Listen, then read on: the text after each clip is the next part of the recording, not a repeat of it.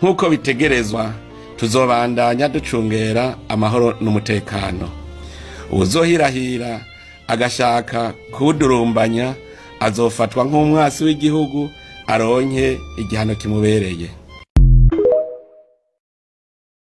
Niteka n'umunezero ntangere byo gusubira kubana namwe mwanywanyi tubana makuru y'ibiganiro bya misi yose twamutubashikiriza kwimurisha kwa nyumukuna cyane ya Isange TV. Ndabaye kaze rero mu makuru n'ibiganiro tugira tubashikirize muri aya masaha. Ndabahaye mwiriwe abandi ndabahaye mwaramutse bivanye naho muherereye. Iri niteka n'umunezero ntangere byo gusubira kubana namwe mwanywanyi mubana natwe makuru n'ibiganiro twamutubashikiriza kwimurisha kwa nyumukuna cyane ya Isange TV. Namakuru rero menshi cyane namakuru abarundi baba baranyegejwe ko mu ngingo zitandukanye haba muri politiki, umutekano, agateka kazi na muntu ndetse n'iperereza nandi yose abatandukanye. Imbonesha kuri yacu ariyo yanyu ibashikirayo ikabatorokaniriza ku buryo bw'idonido. Kuri aya mango rero tubazaniye amakuru ariko aravugwa ngaha mu gihugu cyacu c'u Burundi. Umushikiranganje wa mbere Gervais Ndirakobuca ubwo yari yuriye indege.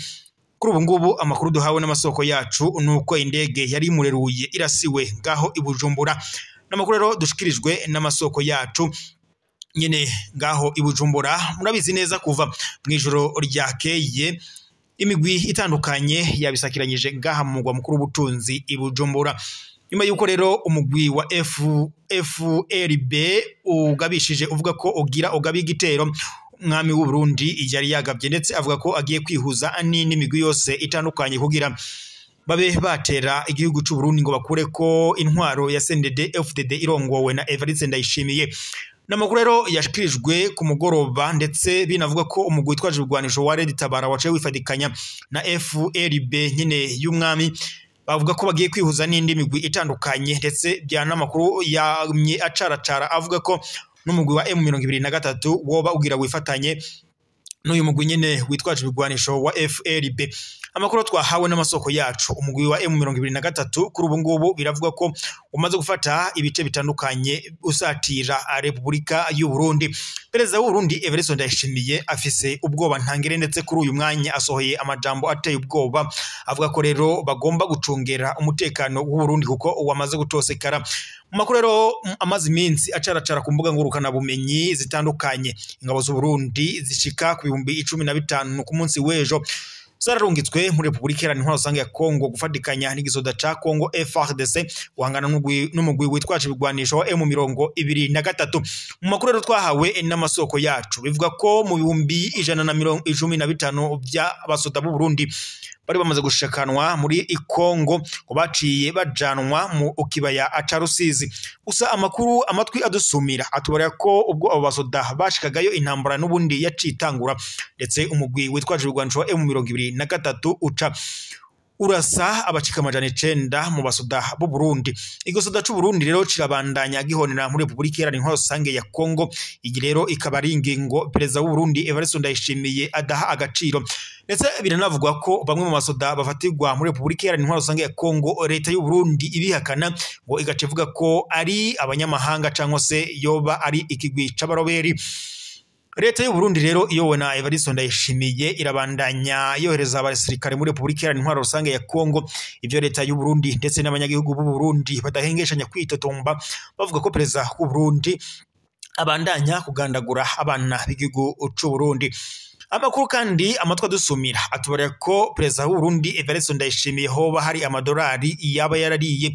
Kuri ubu rero ayo madolari akaba ariyo akoze ko leta y'u Burundi. Mu makuru duhawe n'amasoko yacu atubara ko abo basoda cyangwa se ico kigwi c'abaroberi icaba kimaze kugaba ibitero ngaho i Bujumbura nyene kikaba akirashe umushikiranganje wa mbere Gervais Ndirakobuca ubwo yari yuriye indege. Bivuga ko hoba harimo nabo nyene muri uwo mugwi wa FRB bafadikanije n'umugwi wa Red Tabara. Kuri ubu rero umushikiranganje wa mbere w'u Burundi Gervais Ndirakobuca aciye ajanwa kwa muganga ngo bamwite ko barabe ko amagara ye yakongera kuba meza. Repubulika Iharanira Intwaro Rusange ya Kongo rero biravuga ko ariyo mvo n'imvano y'intambara ziriko ziratuka angaha mu Burundi. Gusa ikibitira nta kindi, leta y'u Burundi kuva yakoreza abasoda muri Repubulika Iharanira Intwaro Rusange ya Kongo waje gufatiganya na FARDC guhangana n'umugwi witwaje urwanisho M23.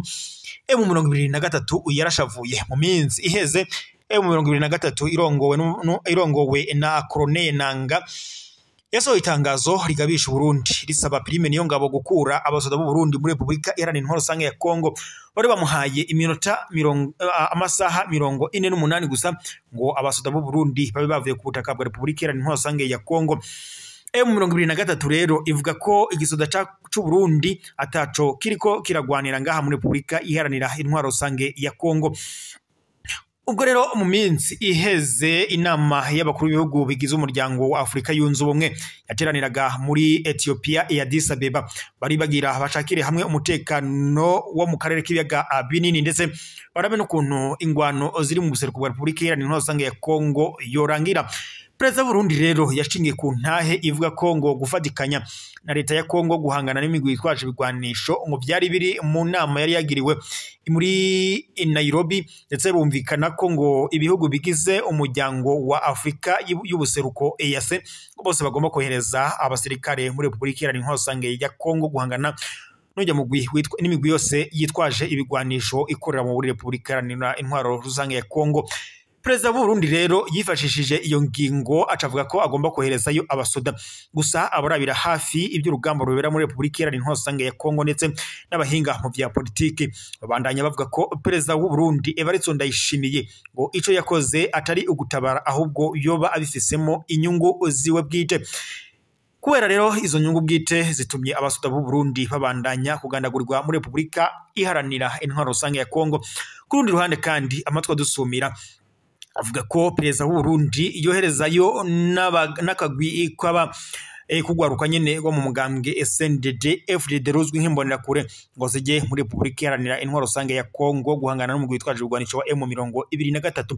Ikibabaje gusumba ibindi, aboherezwa muri Repubulika Iharanira Intwaro Rusange ya Kongo bavuye mu Burundi aho kugira ngo bafashe igisoda ca Kongo FARDC guhangana n'umugwi witwaje ibigwanisho, ahubwo babandanya basahura amatungo y'igihugu.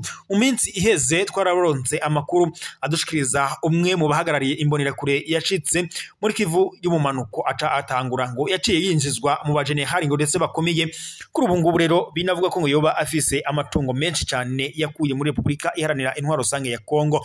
Abarabira hafi iby'urugamba rubera muri Repubulika Iharanira Intwaro Rusange ya Kongo ndetse n'abahinga mu vya politike bavuga ko igituma intambara yo mu museruko bwa Repubulika Iharanira Intwaro Rusange ya Kongo idahera ari uko abashitsi bose baba bishakira akunyaga amatungo y'igihugu ca Repubulika Iharanira Intwaro Rusange ya Kongo, harimo nk'inzahabu ndetse n'ibindi byose bitandukanye bifise agaciro ngaho muri Repubulika Iharanira Intwaro Rusange ya Kongo.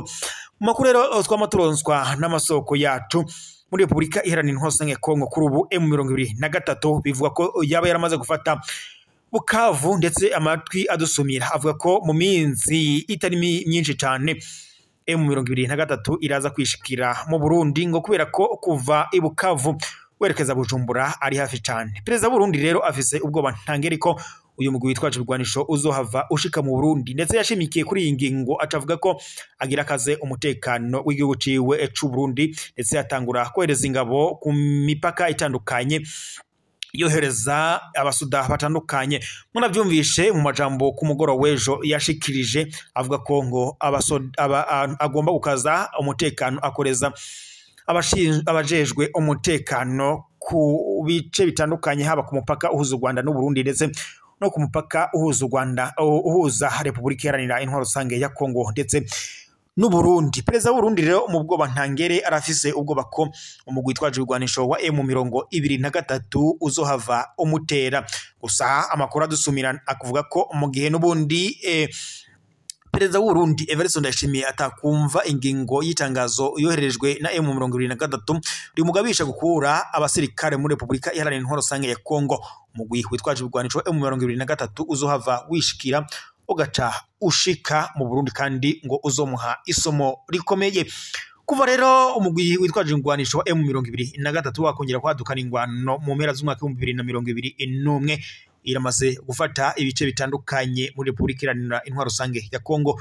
leta ya Kongo yo irongowe na Antoine Felix Tshisekedi Tshilombo yagiriza leta y'u Rwanda ko ariyo ifatikanya n'umugwi witwaje ibigwanisho M23 uhungabanya umutekano mu buseruko bwa Repubulika Iharanira Intwaro Rusange ya Kongo. Iyi rero ikaba ari ingingo leta y'u Rwanda idahengeshanya guhakana yivuye inyuma, ikavuga ko ataho ihuriye no kuba rero no kuba M23 yama idurumbanya umutekano muri Repubulika Iharanira Intwaro Rusange ya Kongo. Kurundi ruhande kandi leta y'u Rwanda nayo yagiriza leta ya Kongo kifatikanya n'umugwi witwaje ibigwanisho wa FDLR ndetse unahungabanya umutekano w'u Rwanda. Uyu mugwi wa FDLR kandi uvugamo abasize bagize uruhara mwihonyabwoko ryakorewe Abatutsi mu Rwanda mu mwaka w'1994.